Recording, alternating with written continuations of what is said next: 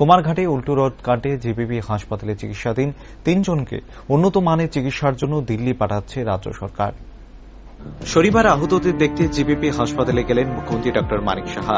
আজ 2 জনকে দিল্লি পাঠানো হবে এবং মুখ্যমন্ত্রী জানিয়েছেন আগামীকাল আরও একজন দিল্লি যাবে। মুখ্যমন্ত্রী আরও জানান, কুমারঘাটের রথ দুর্ঘটনায় আহতদের মধ্যে 3 জনের অবস্থা সংকটজনক ছিল, তাই তাদের উন্নত চিকিৎসার জন্য দিল্লিতে পাঠানো হচ্ছে। আমাদের রাজ্যের চিকিৎসকদেরও পরিষেবা ভালো, প্লাস্টিক সার্জারি ভালোই করে, তবে দিল্লির চিকিৎসকদের সঙ্গে ভিডিও কনফারেন্সের সামগ্রিক বিষয়ে কথা হয়। তারাও রাজ্যের চিকিৎসকদের পরিষেবায় প্রশংসা করেন। যদি এই সংকটজনক রোগীদের ইনপুটেশনেরও প্রয়োজন হতে পারে অথবা নাও হতে পারে, এমনটাই জানালেন মুখ্যমন্ত্রী। সরকার আগেই ঘোষণা করেছিল প্রয়োজনে তাদের উন্নত চিকিৎসার জন্য বাইরে পাঠানো হবে, তাই আজকের বিমানে 2 জন রোগীকে দিল্লি পাঠানো হবে।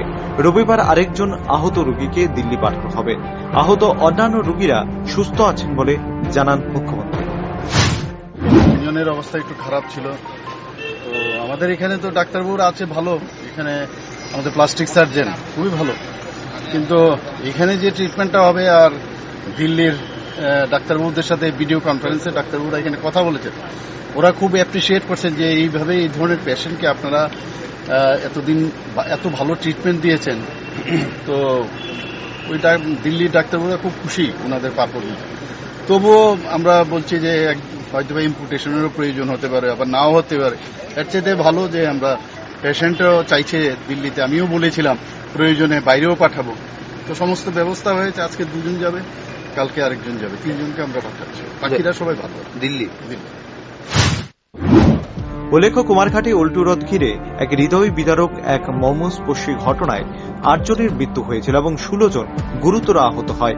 এই মর্মান্তিক দুর্ঘটনার পর প্রধানমন্ত্রী এবং মুখ্যমন্ত্রী নিহত এবং আহতদের পরিবারের পাশে দাঁড়িয়েছিলেন। সরকার মানবিক দৃষ্টিভঙ্গি নিয়ে আহতদের দ্রুত সুস্থ করে তুলতে সাহায্যের হাত বাড়িয়ে দিয়েছেন, যা রাজ্যের ইতিহাসে এক নজিরবিহীন দৃষ্টান্ত। Bureau report, rising Tripura.